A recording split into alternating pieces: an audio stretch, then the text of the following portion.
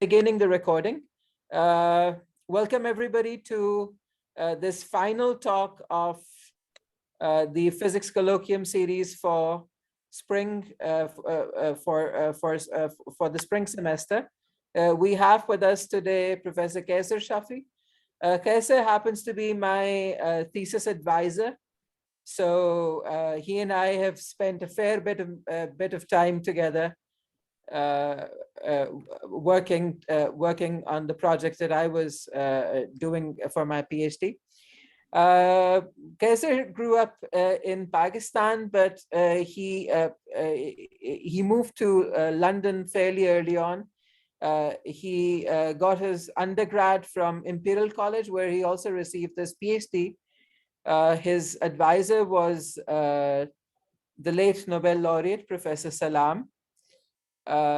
After getting a PhD from Imperial College, Qaisar spent some time with Abdus Salam in ICTP, Italy. He then won an Alexander von Humboldt Prize and spent a few years in Germany. After that, he spent a couple of years in CERN and eventually ended up in the US, where he has been with the University of Delaware since 1983. He's published numerous papers and given a very large number of talks all around the place. We're lucky to have him with us today. Please go ahead. And Shukriya aapka, Rizwan, shukriya bahut bahut. And so this talk will be in English, of course. And if people have any questions, especially the students, please don't hesitate to ask. I got help from my student Amit. He was very helpful in preparing these slides for me. And Amit is here in case we get stuck with some technical issues. But hopefully it will go smoothly. I chose this title. Rizwan had warned me, had alerted me, not warned me, that there will be undergraduates.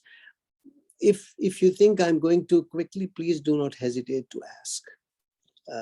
So I may not get to all the topics mentioned in the abstract, but it's better to understand a few things rather than trying to get a whole slew of information without really appreciating it. So quest for unification is an old idea. People have thought about this for a long time, going back to the ancient Greeks and perhaps even earlier. But for our point of view, this thing is fairly recent, starting in the 19th century with Maxwell and then proceeding forward from there. So let me begin by showing you the first slide. Amit helped me find this picture, and I think Rizwan, you can recognize yourself in the front row, right? Yeah, Steve, yeah. I still recognize myself. Yeah, you look. Actually, I see you now in a small video at the top right. And you look the same, haven't changed, even though it's about 12 years ago, 13 years ago. Steve Barr is on my right, or on the left as you look at it. Mansoor is at the back, Josh Wickman is there, and so on, right? Shabbar is standing next to Rizwan, there's Ilya at the back.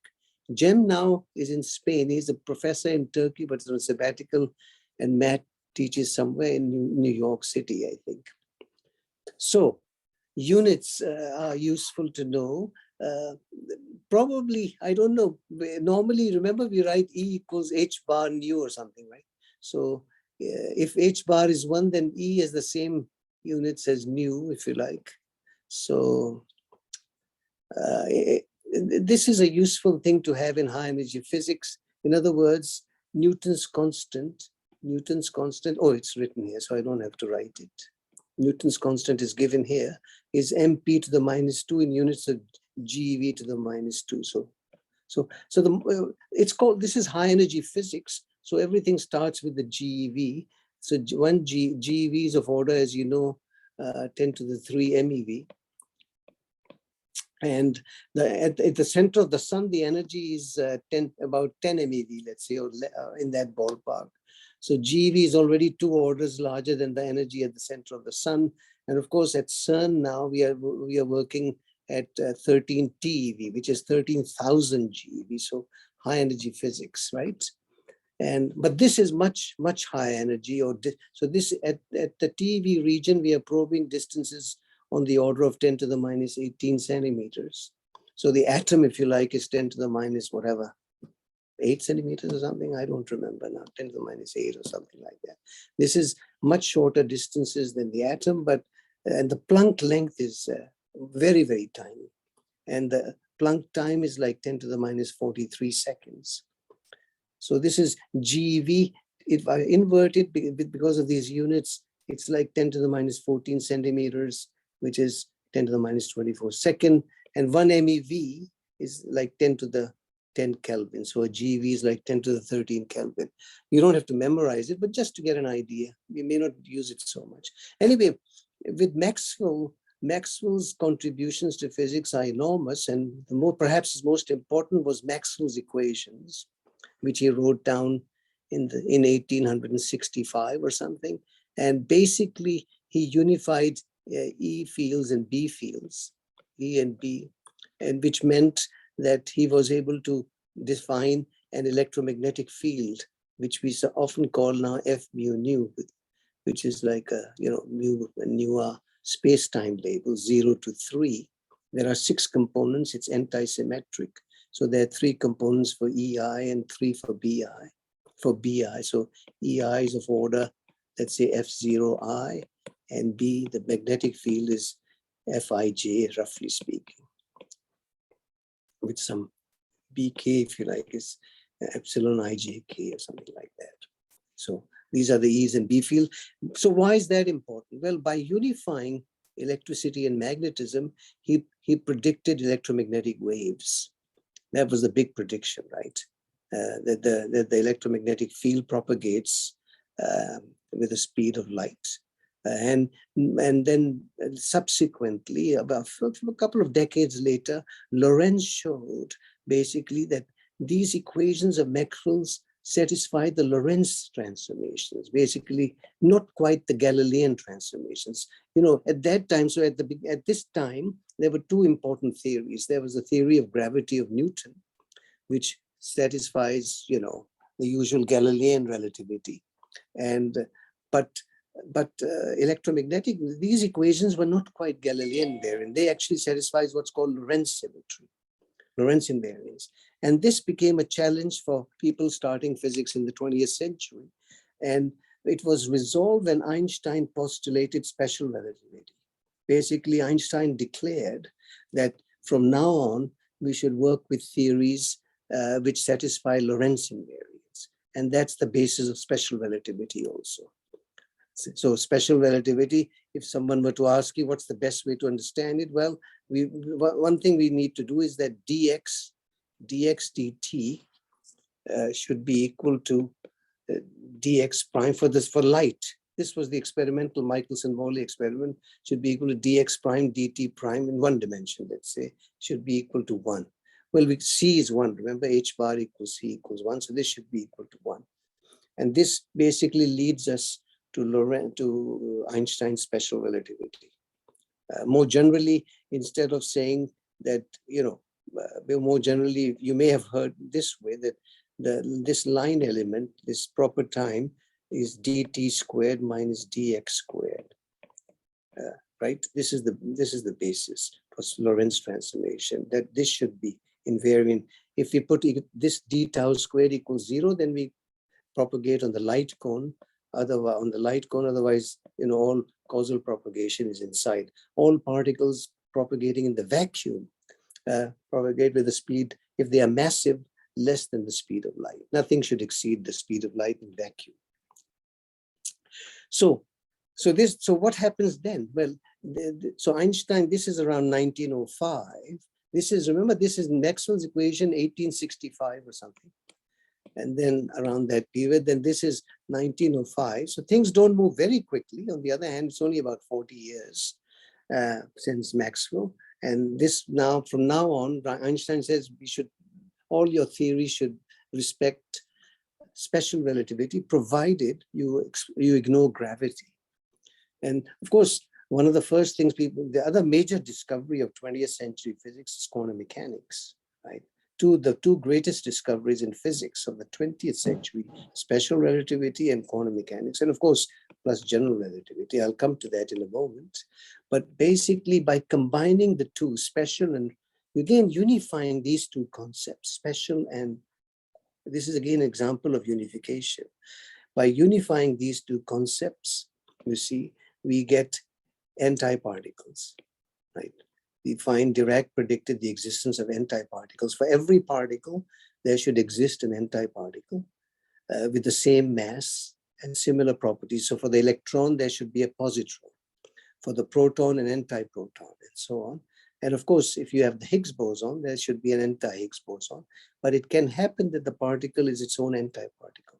Then, of course, after the war, Second World War, people went back to this theory, relativistic quantum mechanics, and basically decided, and they were forced really to quantize again. In other words, what became important was not the particle itself, but the field psi, what we sometimes call the wave function. It now became a field, and by quantizing this field, which depends on x and time, like that, but relativistic, by quantizing this field suitably, then you can get particles and antiparticles, and depending on what sort of field this is, you can get fermions and bosons. Okay, this was this general relativity appeared, as we know, around 1915 in its final form. Einstein worked on it for about 10 years, and others were also thinking about it. And this, as you know, one of the big predictions of general relativity was the existence of gravitational waves. And it took about 100 years, really, about 100 years to discover them for the first time in the collision of black holes. There won't be time to talk about that. But general relativity had many predictions, made Einstein famous, perihelion of Mercury, bending of light, and so on. But this prediction, it took about 100 years. Now, if you combine general relativity with the standard model, which I'll come to now, and that has taken also in the let's say around 1967 to 1975 or something to set it up. So another 100 years after Maxwell's unification, once you unify these two things, you get a very successful theory called hot Big Bang cosmology. And I'll say a few words about it later. Now, so what are we trying to do? Well, there are, as far as we know today, there are four fundamental forces in nature, fundamental forces. So in other words, there's a strong force. In some units, we can say that strength of this force is of order 1 in dimensionless units. Electromagnetic, on that scale, this interaction is of order 10 to the minus 2. So about 100 times weaker than this force. Then there's the weak force, which is of order 10 to the minus 5 today. If I test it in a lab experiment, like in radioactive decays and so on, its strength is of order 10 to the minus 5. And these three forces here, they belong to what's called the standard model of physics. So the standard model is a highly successful theory, highly successful, very, very successful theory, and has been very successful for the last 50 years or so, tested in many ways. It's not a complete theory, we know for sure, but it's very, very successful where it applies. Then, of course, there's the fourth force is gravity. In our units, its strength is of order 10 to the minus 38. In general, if I was doing string theory or something like that and working in higher dimensions, then all this can change. But for this talk, I'm assuming we are in 3+1 dimensional space-time. So this is valid. Gravity is, so when people do experiments at CERN, for instance, they don't worry about proton-proton gravitational interactions because they are utterly suppressed. But of course, we know on large scale, this is more important, this force, than any other of these forces when we consider planetary motions and large-scale structure formation and so on. So this is the realm of general relativity. This is high-energy physics. And of course, people specialize in this, or they specialize in this. But these days, for some time now, there's a lot of interplay between these two. And it's a very exciting field, actually, when you combine these two areas. This is a very successful quantum field theory. This thing here, quantum field theory, very successful.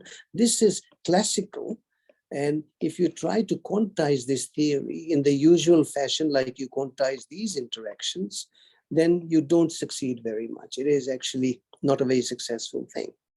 But for our talk today, it's enough that we can treat it at the classical level or semi-classical if necessary. So the standard model, what does it consist of? Standard model consists of matter fields, and also forces. What are the forces between these matter fields? Matter fields are, by matter fields, I mean the building blocks. You and I, our solar system, the galaxies we see around us, anything you see in Lahore, Pakistan, elsewhere, is all made out of this stuff. This family here, largely. So it's made out of up quark, we call them, and a down quark. And then, so these are the two quarks, and they come actually in 3 colors each. So these are called flavors, up and down flavors, each coming in 3 colors. And then there's the electron and the neutrino. So this is the standard model. One means it's the first family. And it means basically, all the baryonic matter we see in the universe can be made out of these guys. It's a mystery, but important that there are 2 other families that exist, almost like replicas of the first one. They are heavier, less stable. Because they are heavier, they can decay into this and so on. But basically, they are complete families like this one. This is a family. And then there's a charmed, strange quarks, all in colors. And then the mu lepton, muon, and the neutrino that goes with it. With this E subscript tells us it goes with the electron. They are called flavor neutrinos, basically flavor. There's a rich phenomenology with these guys. They are produced in the sun, these guys. Well, this one especially. And then this one is produced in the sun because the sun doesn't have enough energy to make this one. This is 100 MeV, and remember the sun energy is 10 MeV, but it can make this chap here, and it actually plays a lot in nuclear reactions, important role. But this, by the time it gets to us from the sun, it can oscillate into these other neutrinos through the weak interaction processes and so on. Now, these are the building blocks, right? With most of us made out of these guys. And then there are the particles that mediate the forces between these. And there are a precise number of these. There are 8 gluons, 1 photon. This is the particle of light you and I are familiar with. And there's the Z boson and the W boson. The W bosons and the Z boson mediate weak interactions. The photon mediates electromagnetic interactions. And gluons are the ones, comes from the word glue, which basically holds the quarks inside the baryons. This glue is very important. It's like the photon, if you like. But there's only 1 photon. You see, the photon mediates interactions like in an atom, right? This is how we understand atom. If this is a proton and this is the electron, then this is photon being exchanged, Coulomb attractive interactions, right? Gluon is like that too, except that there are 8 of them. And the difference on the photon is electrically neutral, but interacts with charged particles, right? And mediates interactions, but itself is basically doesn't carry charge, it's neutral. Gluons are different. There are 8 of them. They mediate in strong interactions between these guys. And also they carry themselves the charge, so they carry the color charge. It's called the color degree of freedom. So that's why we put a C sometimes. This indicates that, these are the symmetries that control the interactions. Like for electromagnetism of Maxwell that you have studied, that the symmetry is U1 electromagnetism. This is the gauge symmetry, which controls all of Jackson's book on electrodynamics comes from this U1 electromagnetism. The new developments of the standard model is that U1 electromagnetism is now embedded inside this.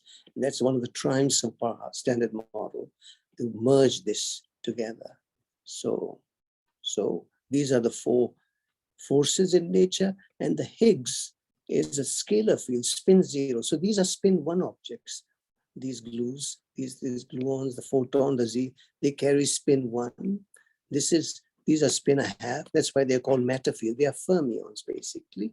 And this one is spin 0, which means 0 intrinsic spin. It is an elementary particle as far as we know. And sometimes people used to call it, they still sometimes refer to it somewhat jokingly as the God particle. It gives masses to these particles, if you like, these quarks and leptons. This Higgs boson is responsible for giving masses to all these, also to the Z boson and the W boson. Remember, the photon is massless. The gluon is basically starts being massless, but because of the fact that there are 8 of them and they carry a different kind of charge, they are electrically neutral but carry a new charge which also confines them, and I'll come to that in a moment. So this is the standard model. This structure, I guess it's not easy to explain this right now, but this is a symmetry, essentially. So in other words, in physics, in high energy physics, there are 2 kinds of symmetries. These symmetries that control the interactions between elementary particles, and there are space-time symmetries, or Lorentz symmetry, right? The one that Einstein said we need to use. This is a space-time, or more generally, it's called Poincaré, after the famous French mathematician Poincaré, which means that there are Lorentz, that any theory you write down, except for general relativity, if you want to write down a theory without gravity, it should respect Lorentz symmetry, or more precisely Poincaré symmetry, space-time symmetries. In addition, you can have some internal symmetries. Why are they important? Well, these are the guys that basically tell you what the interactions are going to look like, how the particles will interact, and which particles will interact. Whereas the space-time symmetry tells you where does the mass of the particle, mass of the electron comes from, or mass of the mu meson, and then also where the spin comes from. When we say there's an intrinsic spin, then you write, remember wave function, you write a quantum state like that. So in principle, we should write the mass, the spin, if it has a color charge, if it carries some angular momentum, some other quantum numbers, and so on, weak charge, and so on, and things like that, right? So these are called the internal symmetry. The reason people like string theory is because some of these internal symmetries may arise from higher dimensional space-time theories. So that is a very intriguing point of view, but we don't have time to do that today. So Higgs boson, everything on this table has been discovered, of course. The Higgs was found in 2012 after a search of about 45 years. The gluons were found in jets in the 80s and 90s. Photon was radio wave, right, by Hertz after Maxwell's discovery, but was only realized much later that this is a particle of light and is a particle. And then the Z bosons, these were found in the mid-80s. So everything on this table is known, and this is the basis of the standard model. Here is Abdus Salam, who is one of the founders of the Electroweak unification, basically unifying the weak force W plus minus and Z boson. So their contribution is that they basically said, okay, we have the weak force, which is short range, violates parity, and we have the long range force. Even though they look very different, let's see if we can unify them. And it was a highly successful theory of unification, and for which they got the Nobel Prize in 1979. And this is the strong force. You see, as of today, we think of protons and neutrons as atoms. They are really atoms, just as the ordinary atom, right? These are atoms of the strong force, of QCD, we call it, quantum electrodynamics. So atoms of quantum chromodynamics. Roughly speaking, very roughly speaking, the proton is made out of 3. Remember, these were flavor quarks, U, U, D. So there could be these 2 U quarks, D, and this thing is intended to show that they interact because they carry color charge. It's called the charge, quantum chromodynamics, chrome for color. Because they carry charge, they interact. They carry electric charge too, so they're also exchanging a photon between them, right? A photon is being exchanged, and since they are the same charge, these two-third, there's a repulsion here between these charges because they are positive charges, right? They are opposite charges, but this repulsion is easily compensated by this strong force here, much stronger than the electromagnetic force. So this force basically keeps them bound together. Now, there are two key features of this thing. One is color confinement and one is asymptotic freedom.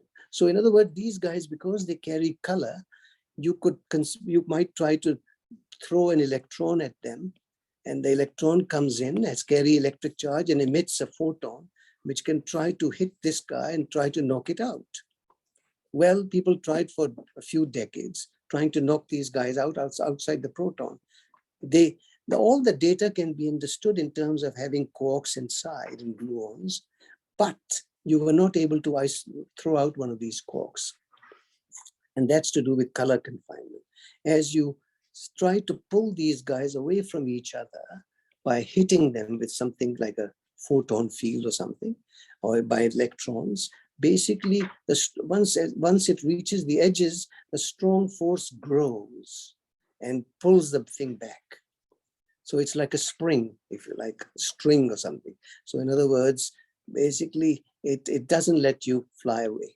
It says, okay, you can move freely here within the proton, more or less, as if you're an atom. Move freely around inside, but don't try to escape. You're not allowed to do that. So that's called color confinement. So this is basically the idea that these protons and neutrons and other baryons, hundreds of mesons and baryons, are all color singlet objects. So we often use the word color singlet or color neutral. Color neutral is good enough, or sometimes we call it color singlet from group theory and so on. So this is the picture. Notice that if I go back here, there's no mention of protons here. We didn't say protons are the building blocks. We said quarks are the building blocks.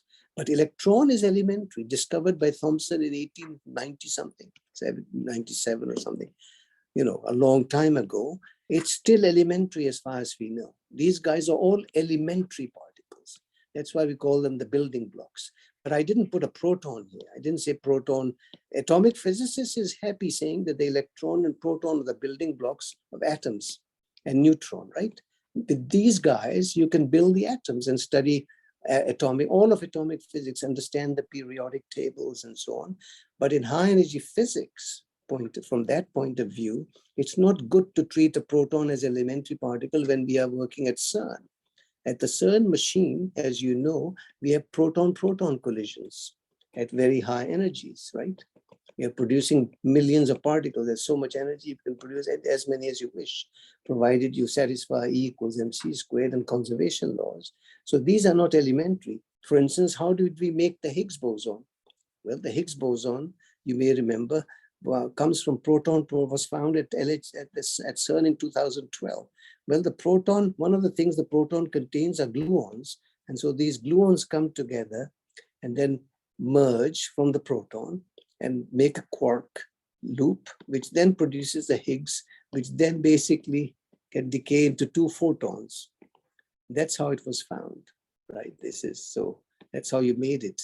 The Higgs boson, putting quarks from the gluons, because remember, protons are strongly interacting particles, so there's a hotbed of gluons, so therefore these gluons can merge. So the Standard Model, as I mentioned, was this theory, basically QCD, which is this one. Quarks are confined, and only color singlet guys exist, and then this Glashow-Weinberg-Salam theory of electroweak interactions. And the Higgs boson was found. Basically, it's necessary. So this is actually the main contribution, if you like, of Weinberg and Salam in the 67, 68. The idea is to take this symmetry and break it spontaneously into U1. Remember, this means the photon is massless, but this symmetry is broken. So spontaneous symmetry breaking is something you've probably come across in quantum mechanics. You see, if I give you a potential like that, which is symmetric, in X, let's say, but then to quantize it, you can do perturbation here or there. You have to pick plus vacuum. This is a minus vacuum. Let's say this is plus, right? Because it's not a usual oscillator like that, but symmetric, right? So the potential respects a symmetry X to minus X, but when you start constructing states, you pick up one thing. It's an example of spontaneous symmetry breaking. Another example is a ferromagnet.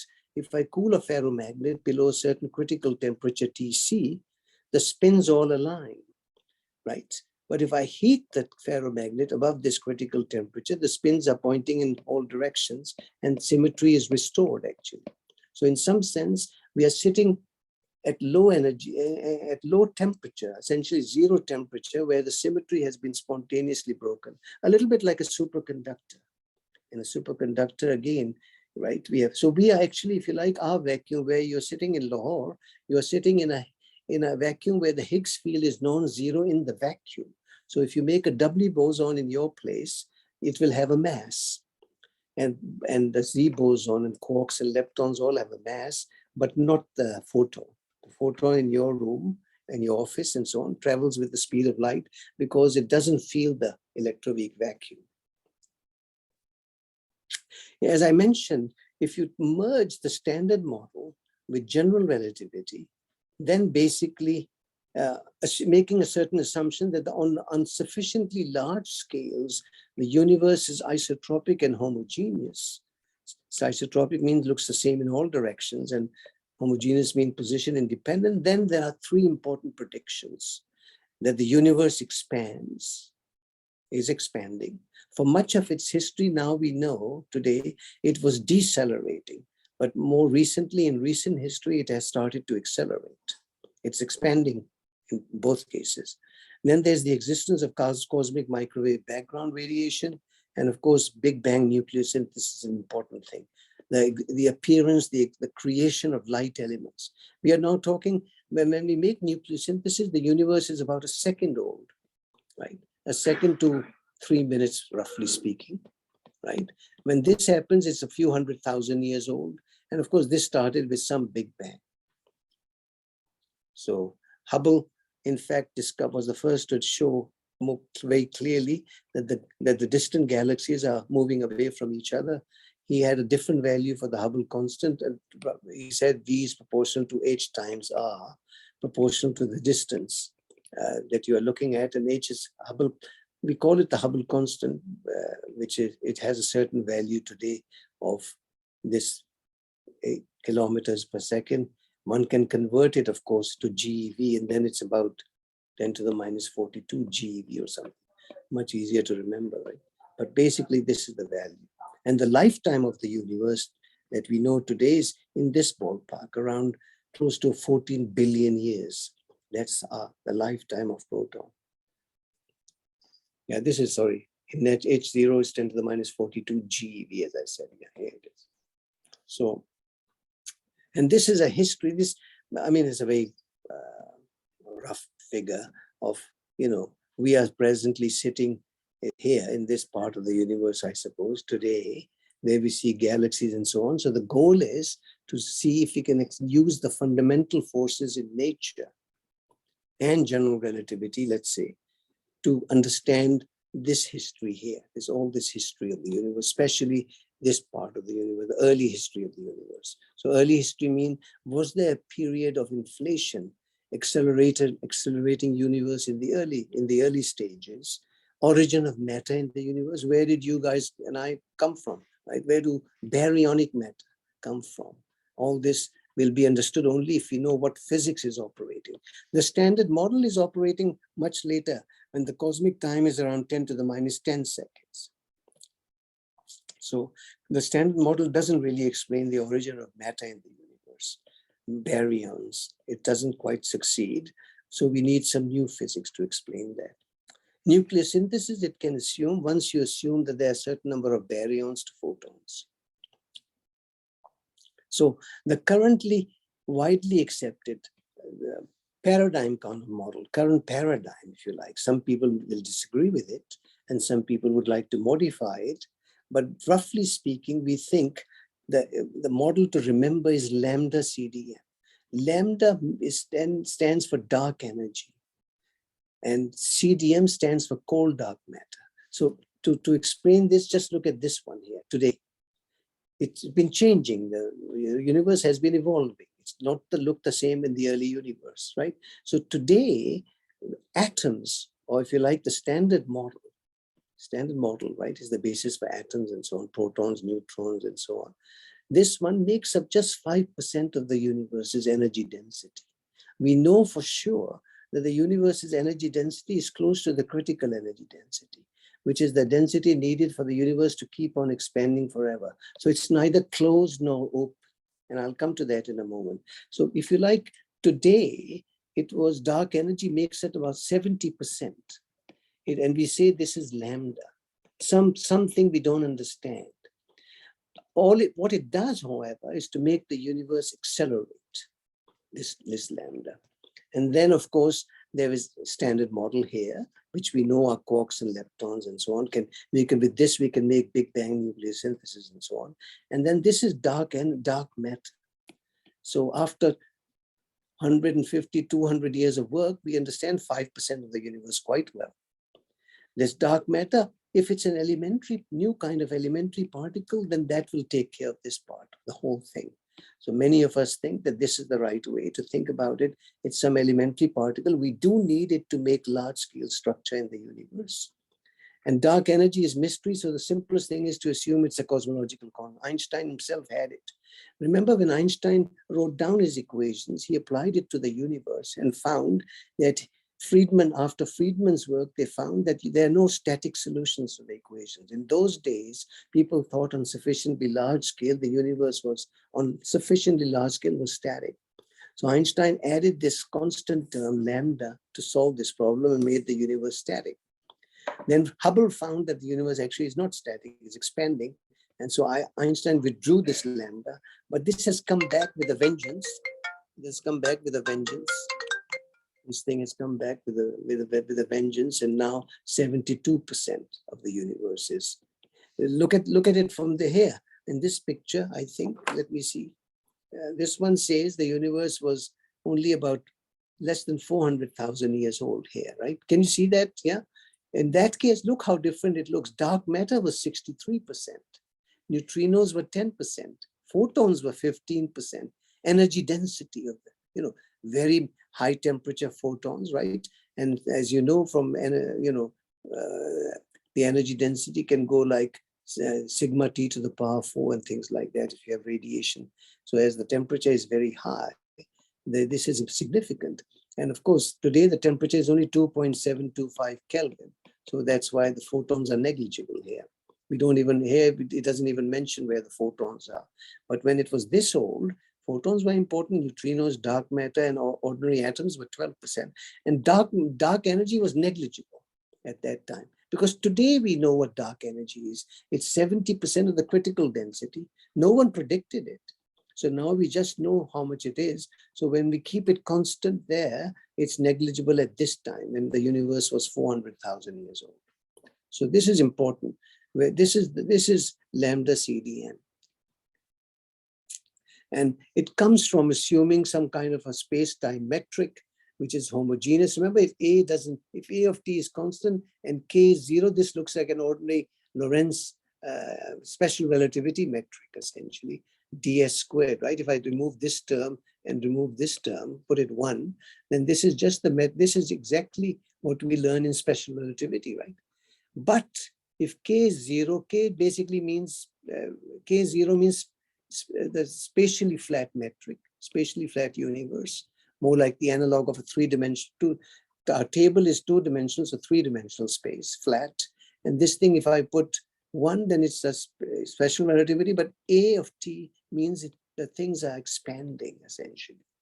So these are, you see, right? If you think of a raisin bread in the oven with raisins on it, these raisins are moving away from each other as the bread expands, right? In the oven, for instance. So you can think of these points on the raisin, the bread as points moving away from each other. So it's a little bit like this. What is critical density is when the universe basically is like this, that when you draw a triangle, they add up to 180 degrees. And in fact, that's what we know now experimentally, that the universe is spatially flat. And this is curved. It's not like a sphere. Globally, it could still have a non-trivial topology, but the simplest thing is it's flat, essentially. And this one, like a saddle, would be something where the energy density is less than the critical density. But we know now, since COBE and WMAP satellites for the last 25, 30 years, that really the universe is very close to the critical density, essentially. And one of the problems in understanding the universe when we look at the universe in all directions, in any directions in the sky, we observe this, we sit here and we observe the sky around us, and we see the CMB sky, right? We measure the photons coming from different directions, and the photons, and we measure the temperature. It looks the same in all directions. So 2.725 Kelvin. And this is known for some time, especially after the Kobe satellite data in 1990s. And of course, the Planck satellite 2018 data. We know that the universe is highly isotropic, the CMB. So the question is, in ordinary, if I take big standard model plus, so hot Big Bang cosmology, if you like, then in the hot Big Bang cosmology, I'm sitting at z equals 0, no reds today, right? I'm observing from here. This is a satellite observing the CMB sky here. It's the CMB sky at a redshift of 1100. According to the standard model, only small patches of this were in causal contact on an angular scale of about 2 degrees. There was no causal contact between this region and this region. And that's a big problem. It's called the horizon problem. We observed that the sky is highly isotropic, has the same temperature if I observe in this direction or this direction, but there's no causal contact between them at this redshift. They were not in causal contact. So the mystery is why. And the one answer, probably the most promising, is provided by this. I'm plotting here this light cones at 45 degrees. You see, this is X and Y, and this tau is the conformal time we use. In the conformal time language, you can plot such figures. And you see, in inflation, the idea is, in a period, you take a small patch of the universe and then blow it exponentially. Take of a small balloon, which is all causally connected, say within a Hubble volume, h to the -1, and then blow it exponentially by e to the power n, and make it as large as possible within a very short period of time. And then let this big guy expand such that it covers the whole CMB sky, this whole sky. And this is a period of inflation, we call it. Yeah, there's no much time to explain it further, but basically it helps. So it's imagining a small ball and putting air in it and making it so big that its curvature also becomes small and it looks flat, right? If you have a very, very large sphere, if you draw a triangle on it, it will be 180 degrees, right? So this is what inflation is a period of accelerated expansion and a period where there's a negative pressure, so repulsive gravity, which drives inflation. So basically what we do is we take a tiny patch in the very early universe. Remember, we are talking of the very, very early universe, maybe 10 to the -35 seconds. Why can we trust such calculations? Why? So the reason is because we are well below, still 2 or 3 orders of magnitude below the scale of quantum gravity. Remember Planck length. We are well below, much bigger than that. So quantum gravity is not so important. And we know now from the Planck satellite that the Hubble constant during inflation, the Hubble constant, this is one of the important results, was less than or of order 10 to the 14 GeV. So well below the Planck scale. That's an important point, which came out in around 2018 or something. So this is roughly what inflation is. If you take without inflation, standard cosmology, we sort of continue, we go like this, and so these guys enter and make galaxies. And this is the present size, this is the present universe, right? They just go like this. And we don't know where delta rho or rho comes from, things like that. What is the origin of galaxies in the universe? You need some primordial fluctuations. But in inflation, what happens is that this little patch within the horizon, little patch expands exponentially, then re-enters the horizon here, the present horizon. So in other words, we basically think that the field that inflates rolls down, reheats, oscillates, like an oscillator, let's say a pendulum oscillating and giving off heat, thermalizing and creating Big Bang. So in other words, in this day and age, you don't have to start with a hot Big Bang. You can say, look, I have a scalar field which is rolling down in the early, that's the assumption I make. And then all that Big Bang I can create here, create matter in the universe, Big Bang nucleosynthesis, and so on.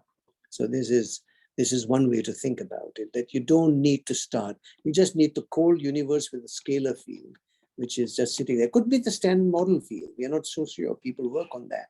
So this little patch, which then becomes our present universe, which is huge, of course, right? So with inflation, it leaves the horizon, the inflationary horizon.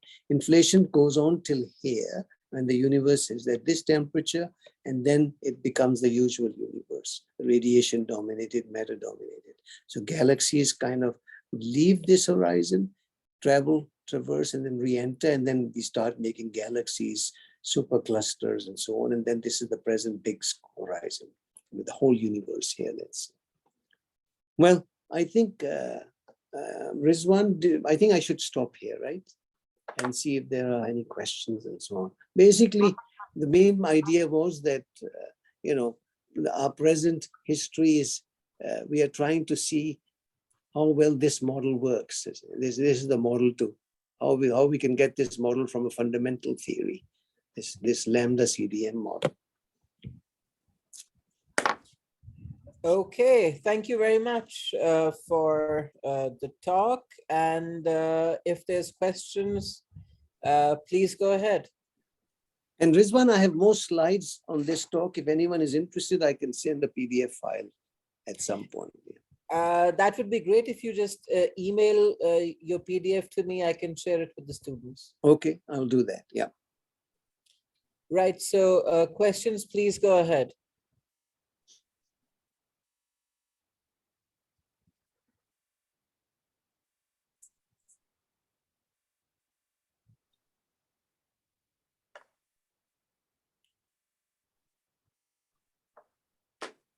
Is it already quite late there? It is very late. Yes, it is very late. And people have to go and say their prayers now, right? I would imagine. I would imagine, yes. Yeah.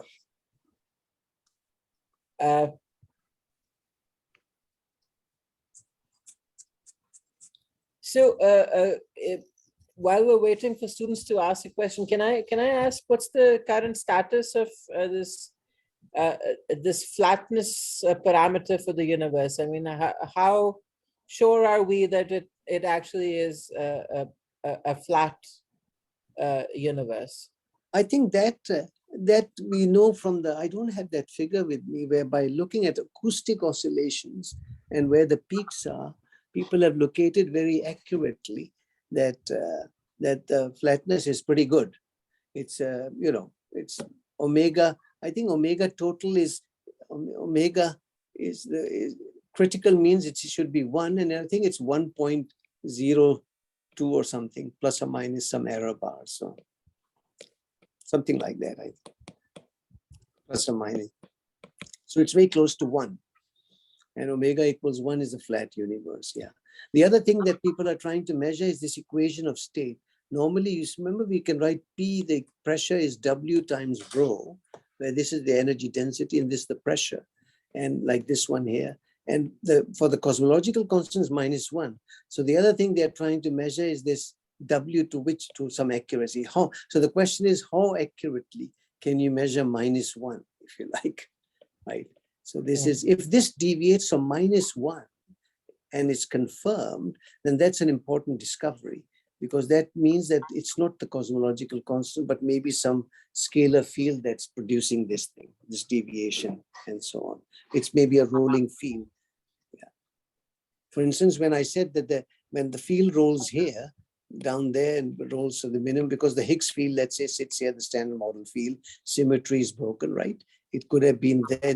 Then this W was -1. And all this can also be tested through various measurements. So we are pretty confident that omega is equal to 1. It's a spatially flat universe. It's the critical density. And remember, if it was not close to the critical density today, it means in the early universe, if it was not close to the critical density today, it would have meant that in the early universe, that you had to arrange omega to be equal to 1 close to 10 to the -55. Or Big Bang nucleosynthesis, they should have been this close for it to be close to 1 today, right? Otherwise, it moves away from 1. If it was a random value, things will, omega, you see, omega minus 1 changes with time for, let's say, in a radiation domain. So because it's proportional to time, you better make sure that it's close to 1, because it's so close to 1 today experimentally. When we see the peaks in the CMB, we know that it's the peak is the location that you expect for a spatially flat universe. So omega better be close to 1. Right. Okay, so if there's questions from students, then we can take them now, or we can. They can ask me. I mean, they can speak directly. I mean, it doesn't matter. Yeah, they can. I mean, it's like if you have a question, you can just unmute yourself and go ahead.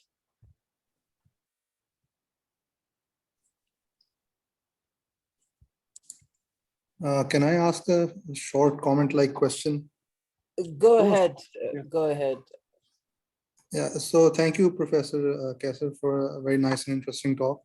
So since you mentioned the flatness problem, this is something I've always wondered about.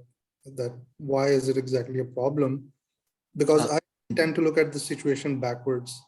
In that, at the beginning of time, or whenever you want to set the value of omega, you have to give it some value. So some initial condition has to be prescribed. And so there's no natural choice or no more for a natural choice for this initial condition. It is whatever it is. So why is it a problem if we now see it close to be 1, and then we say, oh, it had to be this much closer to 1 in the past?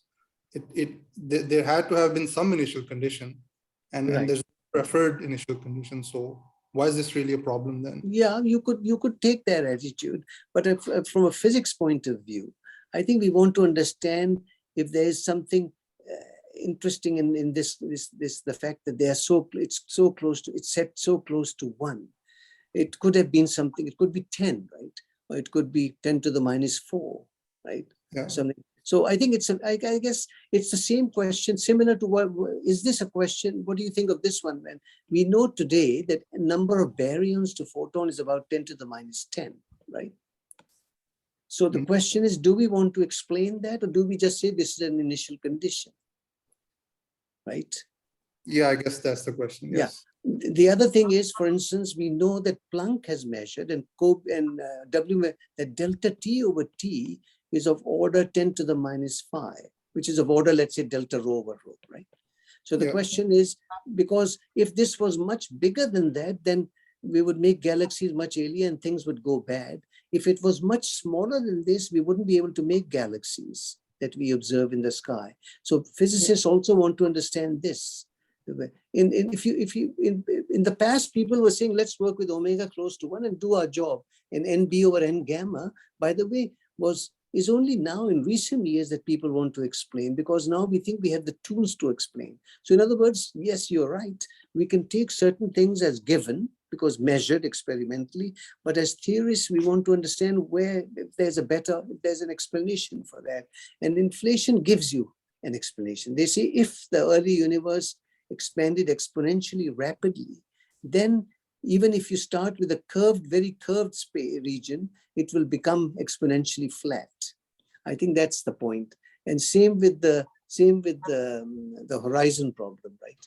You can say, look, it's the way it is. It's, that's the way nature is. But if we have inflation, then inflation gives you a reason how it can be explained. And of course, you're right. It's not just one number. If you just want to explain one number, then that's the answer. You just say this is the way it is. But if you want to explain a number, it's good to have some predictions. So I think your question is reasonable. But the point is, by doing this, can we do something more? So what inflation does is solving the horizon and flatness problem, but also providing a reason where delta rho over rho comes from, because the inflaton field is a quantum field, right? So there are fluctuations in the field. And so delta rho over rho, before that, people didn't know that, right? Delta rho over rho now we say is really, this you will understand, is the potential energy density varying with the field and delta phi. And this delta phi is non-zero. You see, so in other words, you tell me, you give me your favorite potential. I could take the Higgs field of Weinberg and Salam, right? The Higgs boson, and people are using that potential. Just imagine using the Weinberg-Salam potential, which was invented to solve give W bosons and Z boson a mass. Now we are using in cosmology to explain where galaxies come from. That would be quite impressive. I don't think it quite works, really. It doesn't quite work. So fortunately, we can still do work on this. And that, but this delta phi now is quantum mechanical.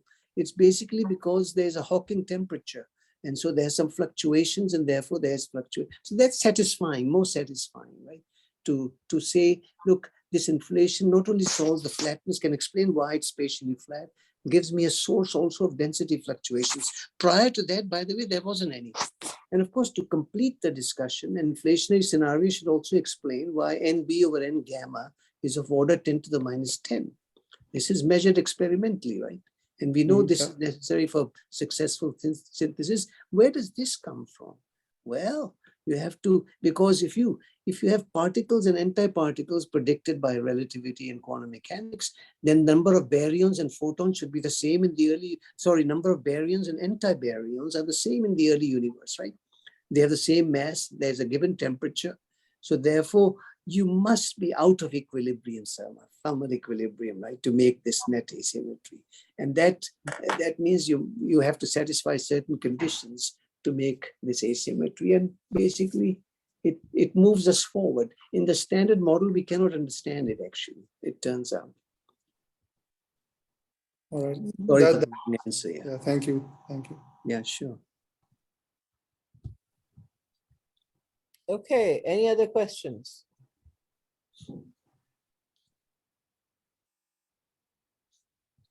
Are these physics undergraduate students? Well, Moise is actually a faculty member. Yeah. The one who was just asking a question. Yeah, he sounded like one. Yeah.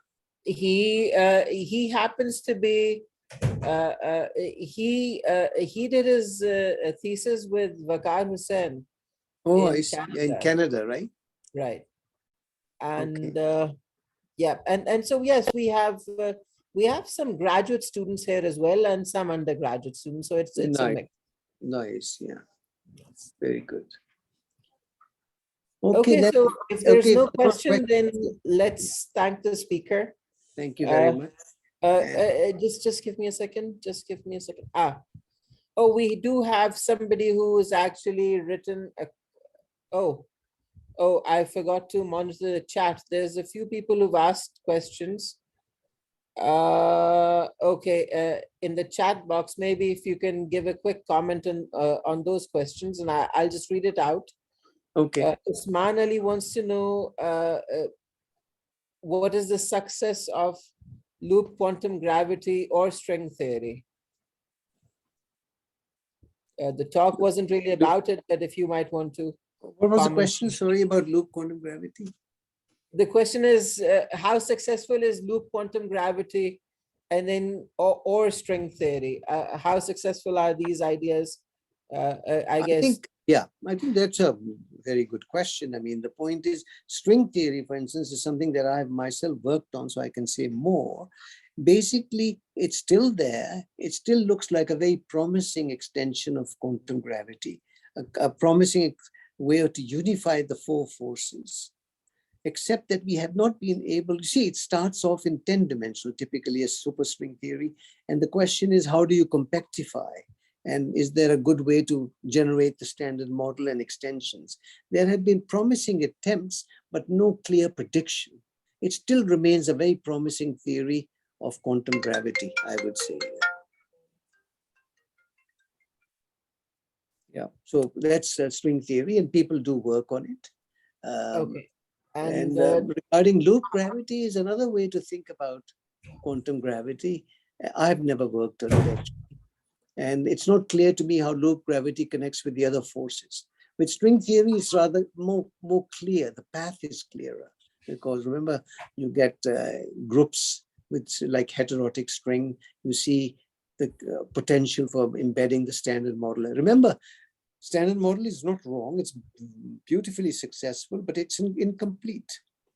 And so it doesn't merge with gravity easily. So we have to do something. And string theory is one promising way to do it. And it may be that we still need some more development in mathematics to handle it in a better way. Just the 6 spatial dimensions that are added to the 4-dimensional space-time create some non-trivial problems, I would say. Yeah. Okay, we have one other question in the chat box, which is a question of a practical nature.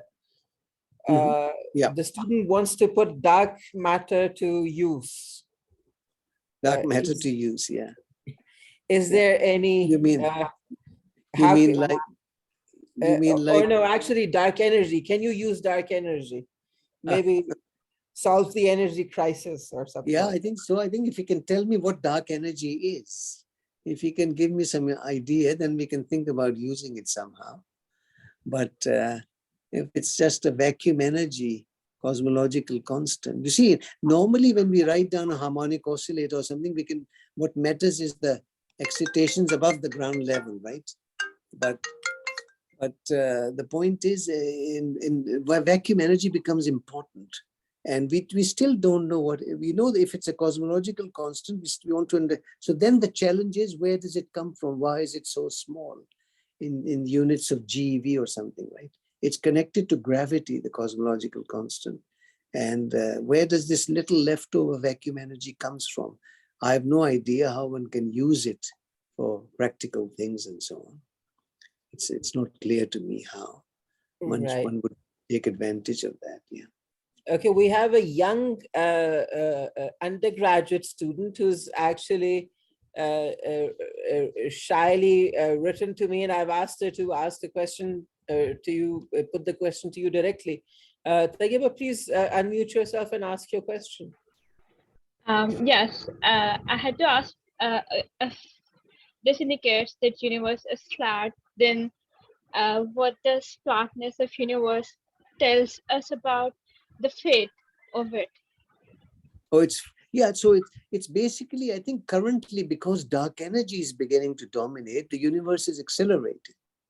So according to LambdaCDN, the fate is it will keep on expanding and accelerating. Okay, so galaxies will be pulled further and further apart, but at a faster and faster speed, increasing speed, unless you modify LambdaCDN with something else, right? You could, or there's some alternative cosmology. From LambdaCDN point of view, it's clear that it will just keep on expanding forever. And that is not a very necessarily the best fate we could think of, but anyway, that's the way it is. One could ask, what's the fate of our solar system? Well, our sun belongs, has a well-defined fate, right? According to people who do solar physics, who work on the suns. Yeah, so that is, it has a lifetime of another few billion years, and then it will be gone, become something else gradually. But the universe will keep on accelerating. Right, and we don't need to worry too much about the fate, yeah? Let's say way down the line. Well, yeah, for the moment we shouldn't worry, because at the moment I think we are okay. So no, we have to worry more about climate change and the planet itself. Yeah. Irfan, please go ahead. Yeah. Okay, so as regards the expansion of the universe, you say that the model describing this expansion might evolve with time. How would it affect the? I just want to comment on it. How would it affect the laws of physics, or could affect the laws of physics as we know them? For instance, the laws of electromagnetism. Would the expansion of the universe make these laws evolve as well? Yeah, people have, not in the LambdaCDN model, but of course, if you have a field in the background and this is a good question, actually. If you think that maybe the fine structure constant, right? We know the fine structure constant, which atomic physicists measure, is 1/137. But when they measure it at CERN, at 13 TeV, it's 1/128. So we know that the fine structure constant evolves with energy. right? With the energy at which you probe it. The question whether it varies in time is a different question. If it's just ordinary quantum field theory that I described, then it will only change with energy. But if you want to know whether it varies with time, people think about it. In other words, do these cosmological constants in some string theories, they do depend on the value of some scalar field. And if this scalar field itself is varying with time and space, if you like, but time, let's say, then basically these structure constants and laws of physics can change from that point of view. You know, the electromagnetic coupling can change. There's no evidence so far, by the way. People have been looking for this variation from early times, right? They've been looking, I used to look into this. There were some papers written by many people in looking for some variation of the fine structure constant, let's say, with time. And there was, I think they put sort of upper limits on how much variation can happen. So my feeling is that in the LambdaCDN model, at least, there is no variation with time. Right. Because if there's a constant lambda, right? So only in theories, you can construct such theories in which the structure, fine structure, the gluon coupling to quarks depends, or Einstein, or Newton, I think Dirac contemplated once that the gravitational constant varies with time. And he tried to explain that it varies with time in such a way which explains why it's so much weaker than the other forces, right? He thought about that and wrote a paper on that. You can do this little calculation actually, because there was some ideas of Dirac a long time ago. Yeah. Right. Okay. Thank you. Sure. Very good. So I'm glad that we had a good discussion, and thank you for spending time for us. It was great. Of course, to pleasure. you, Pleasure, of course. after Certainly. a while. And let's keep in touch, Rizwan. Yeah. Absolutely. Lovely. Thank you. Thank you Take for care. having Say hi to your family too. Bye-bye. I will. Thank you. Bye. Bye. Thank you, everyone. See you guys next semester. It's gone. Leave.